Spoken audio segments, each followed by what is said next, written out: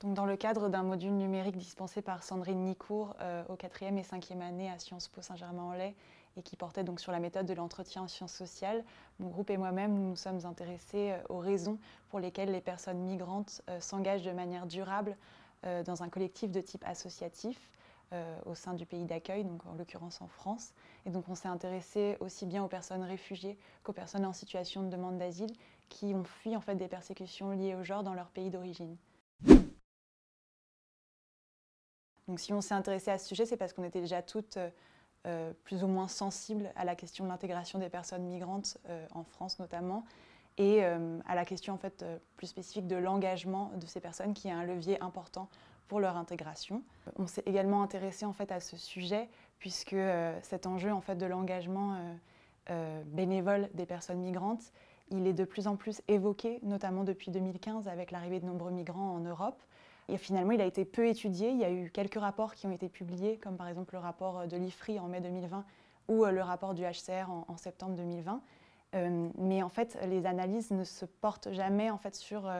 les mécanismes en fait, produisant les engagements, donc les raisons pour lesquelles les personnes migrantes s'engagent. Et donc, c'est ce qu'on a souhaité étudier à travers notre enquête. À travers notre enquête, on a souhaité également déconstruire une perception erronée assez répandue vis-à-vis des personnes migrantes. Donc, ces personnes sont souvent perçues comme essentiellement des bénéficiaires d'une aide et non pas comme des acteurs engagés au sein d'une mobilisation ou d'une action collective. Et donc cette perception, elle a été longtemps en fait, alimentée par une théorie issue de la sociologie des mouvements sociaux et de l'action collective, qui est la théorie de la mobilisation des ressources. Donc cette théorie, en fait, elle considère que seuls en fait, les acteurs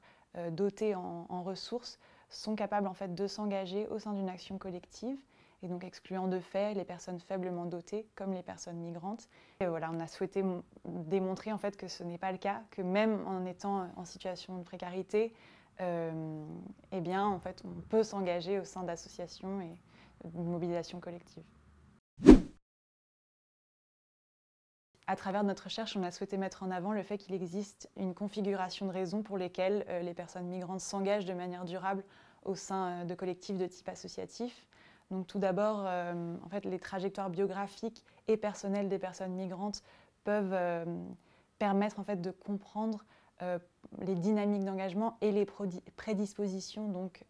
à cet engagement. Mais néanmoins, en fait, les trajectoires biographiques et personnelles des personnes migrantes demeurent insuffisantes pour expliquer en fait, les autres étapes du processus d'engagement, comme par exemple la pérennisation de cet engagement à travers le temps. Les déterminants sociaux et culturels peuvent également expliquer en fait, l'entrée, voire la poursuite de l'engagement au sein du pays d'accueil. Donc par déterminants sociaux, on entend par exemple l'effet réseau, c'est-à-dire le fait de rencontrer des personnes en arrivant dans le pays d'accueil et de s'engager dans l'association à travers ces rencontres, mais aussi des incitations sélectives qui vont être développées par les associations donc pour fidéliser en fait, les personnes migrantes au sein de l'association. Donc par exemple l'aide administrative qui peut être apportée, l'accompagnement psychologique ou également les groupes de parole qui peuvent être mis en place. Et enfin, donc, ce qu'on a souhaité aussi souligner, c'est que ce renforcement et la pérennisation de l'engagement à travers le temps des personnes migrantes, il est essentiellement dû également à leur motivation individuelle et à leurs intentions, puisqu'elles vont pouvoir, à travers l'association, s'intégrer socialement, culturellement et économiquement, en effet, puisque elles vont acquérir un certain nombre de savoir-faire et de nouvelles compétences qui vont pouvoir être mobilisées à l'avenir dans le milieu professionnel, sur le marché du travail.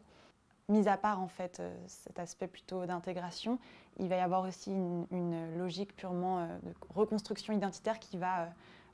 inciter en fait, les personnes migrantes à s'engager de manière durable, en fait, en pouvant redonner à l'association qui les a aidées lors de leur arrivée dans le pays d'accueil et en pouvant venir également en aide à des personnes qui sont dans la même situation qu'elles. Les personnes migrantes en fait, vont pouvoir modifier cette image qu'ils ont d'eux-mêmes et pouvoir restaurer donc, une image plutôt valorisante. On a voulu mettre en avant le fait que l'engagement des personnes migrantes au sein de collectifs de type associatif, il est essentiel puisque c'est un levier d'intégration aussi bien au niveau social, culturel et économique. Et en participant donc activement au développement de la société du pays d'accueil. Les personnes migrantes peuvent se percevoir comme des individus faisant partie intégrale en fait, de la société dans laquelle ils arrivent.